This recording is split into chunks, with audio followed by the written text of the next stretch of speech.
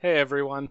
So after making that video about the Path of the Wild Soul, I decided to try to rebuild the archetype using the ideas I had.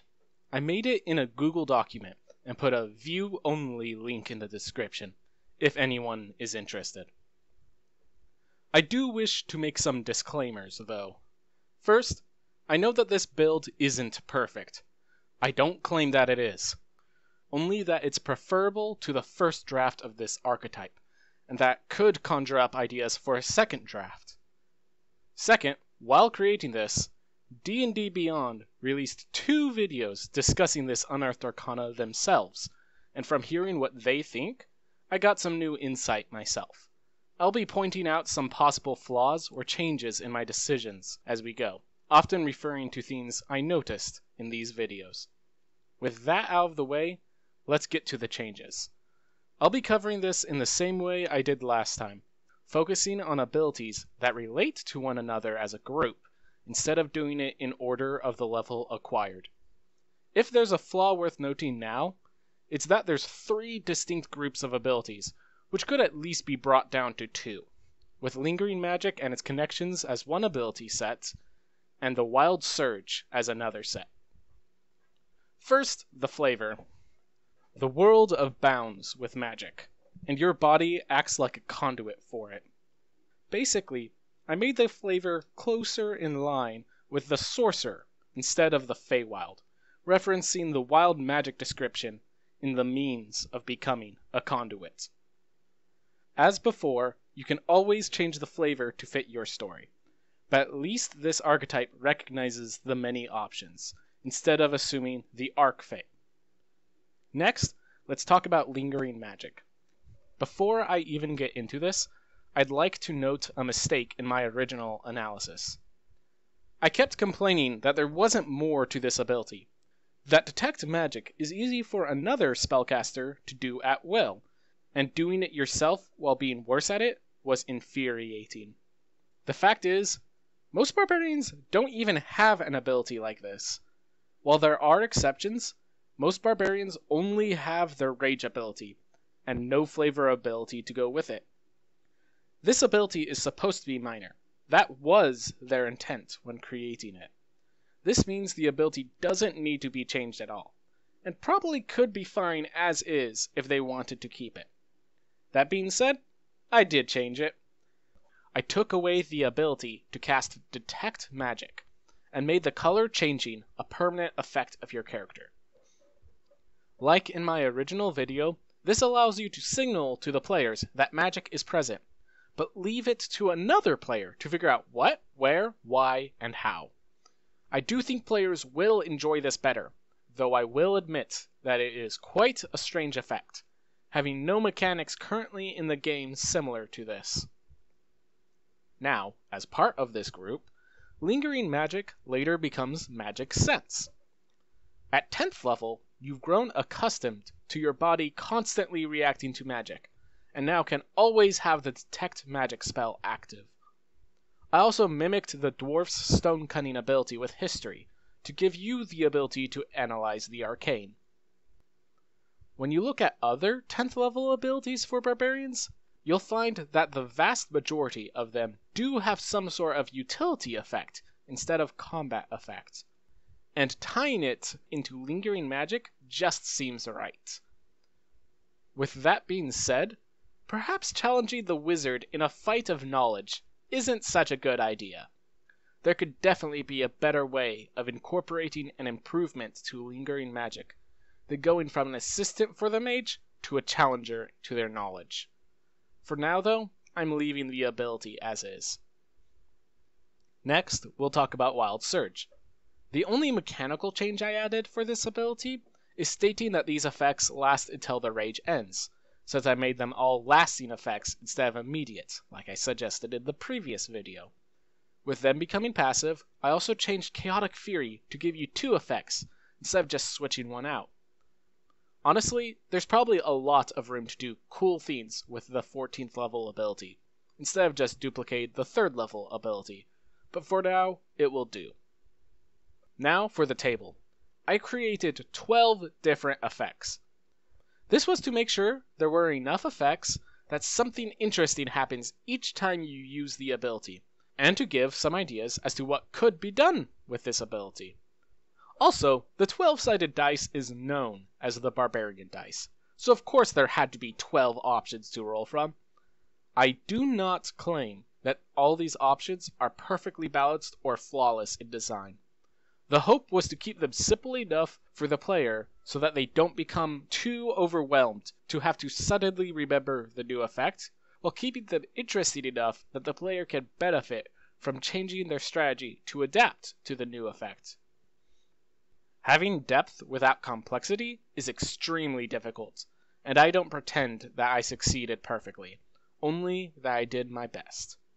So let's go through these. First was my change to the necrotic energy wave. Instead of a sudden wave dealing unstoppable damage to basically everyone and gaining ridiculous amounts of temporary hit points, it's a decay that swirls around you. Whenever another creature ends its turn within 30 feet of you, they make a Constitution save or take damage based exactly on the Storm Herald's Storm Aura ability. Then, you can choose your reaction to gain that much health. By making this a reaction, you decide when you're going to get this temporary health. Instead of gaining absurd amounts of it, you'll gain small amounts constantly. It still buffers your defenses, and makes people consider where they are compared to you, as the less resolutes have good reasons to run. With this ability encouraging people to run, I thought, what if I made an ability encouraging people to come to you? The second ability causes you to emit healing energy, much like the spell Healing Spirit. Anyone who ends their turn within 10 feet of you regains hit points at the end of their turn, which scales with your level. The hope is that this makes both enemies and allies circle around you, turning wherever you are into the center of combat. Note that this effect does not heal you. This is so that if you keep injuring yourself after combat to heal the rest of the party, you are actually injuring yourself. I do admit this effect can still be abused, but because there's a 1 in 12 chance of it even happening, I think it should be fine. Third is the teleportation ability. It's good. I kept it as it was in the original document. Fourth is the Punisher effect for people that attack you, as magical blades swirl around your body. The only differences from this effect and the one in the original document is the flavor, the damage type due to the flavor, and I reduced the bonus to AC to a +1 instead of a +2. Fifth is the plant growth effect from the document. I extended the range out to 15 feet instead of 10, and made it so that you're unaffected by any difficult terrain for this time. This means if there's already difficult terrain in the area, this still does something. Like the last two, there's not much to talk about that hasn't already been said. Sixth is the shadow weapon effect, with 3 powerful changes. First, it affects all your weapons instead of just one. Second, if you throw it, it comes back to you immediately after hitting its target, allowing you to make another attack with the extra attack feature. Finally, you add your rage bonus damage to the attack if you throw this. This may have been me pushing it a little too far, though the effect did very little at first. My hope is that due to everything a person would have to do to adapt to this effect, would make it so that its full potential isn't achieved, or if it is, that having ranged attacks and doing two-weapon fighting with one-handed weapons isn't as strong as it could be. Do note you still cannot benefit from reckless attack with thrown weapons. This was intentional, just in case. After this, we get into Fiends I created myself. Number 7.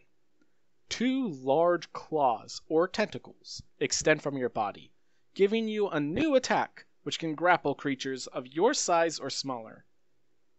I always liked grappling, and having appendages to allow you to grapple while still holding other objects, like shields or weapons, is great. Again, not everyone will be able to use this effect to its fullest, which is what hopefully keeps this balanced. Number 8. Your emotions turn into a defensive ward. You gain a ton of temporary hit points, but if you lose them, your rage ends early. The idea here is that instead of health being the resource that's lost, it's your use of rage. If you're not getting enough combats to use all of your rages, then this effect could be insane. Otherwise, the risk of losing your benefit mid-combat is a consideration. The exact amount of health is something I still haven't decided on, but I went for 5 health per level, since it is an impactful amount, while being easy to calculate with your level. Number 9. Your senses are heightened, giving you minor true sight, moderate blind sight, and in case neither of these effects matter in the combat, +2 to your armor class. This was aimed at the utility of having perfect senses, with that last buff being just in case they do nothing. Consider that blind sight allows you to see through the darkness spell without issue, and any illusory threat that the DM throws at you is broken by the true sight, and there is potential here to be taken advantage of. Number 10.